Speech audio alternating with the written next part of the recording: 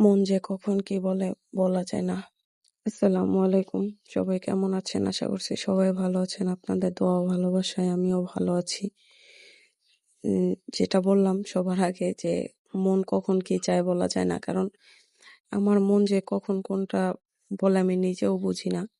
রাত্রে ১:৩০, ২টা, ৩টা সবসময় এটা ওটা খাইতে মন চায়। মানে বেশি রাত হলে আমার কেন যেন ঝাল খাইতে মন চায়। যাই হোক, আজকে সারাদিন মন চাইতেছিল আমি ঝাল কিছু খাই। তো পাইতাছিলাম না বা ভাবতাছিলাম ঘরে কি করা যায়। তারপর রাত্রের এখন বাজে ১:৩০। এই সময় ভাবলাম যে ঘরে যা আছে তা দিয়ে কিছু করা যাক। তারপর শুরু করে দিলাম কাটাকাটি। তবে টমেটো আর শসা ছিল না। রাত না হলে আমি অবশ্যই যাইয়া নিয়ে আসতাম টমেটো আর শসা, কারণ এই দুটা ছাড়া ভাল লাগছে, তবে ততটাও না। কিন্তু যদি মুড়ি মাখানোর মশলাটা থাকতো তাহলে আরো বেশি ভালো হইতো বা মজা হইতো আরো। এই পেঁয়াজ মরিচ এগুলা ডইলা টইলা, সরিষার তেল, লবণ এগুলা দিয়ে পরে ভালোভাবে ডইলা নিয়া তারপর চানাচুর দিয়ে দিলাম। চানাচুর মাখাটাই তো ভাল লাগছিল।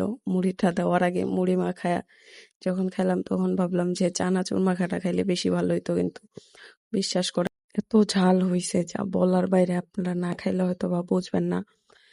আমরা যারা যারা খাইতাছিলাম, মনে করেন প্রতিটা মানুষের চোখ দিয়া পানি আইসা পড়ছিল। আমিও বুঝতে পারি নাই এতটা ঝালও হইয়া যাব। আর একটু ঝাল কম হইলে বেশি ভাল লাগতো।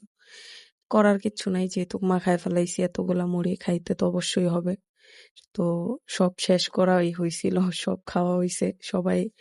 সবার চোখ দিয়া পানি পড়ছে। তারপরও কেউ আর খাওয়া বাদ দেয় নাই, সবাই খাইতে আসছিল। যাই হোক, আমি একটু কম খাইছিলাম। আমি কয়েকবার খাওয়ার পরেই দেখি আমার পেট জ্বলা শুরু হয়ে গেছে। আর খাই নাই। তবে মুড়ি মাখানোর আইডিয়াটাই ছিল আমার। খাইতে পারিনি, আফসোস। সবাই ভালো থাকবেন। আল্লাহ হাফেজ।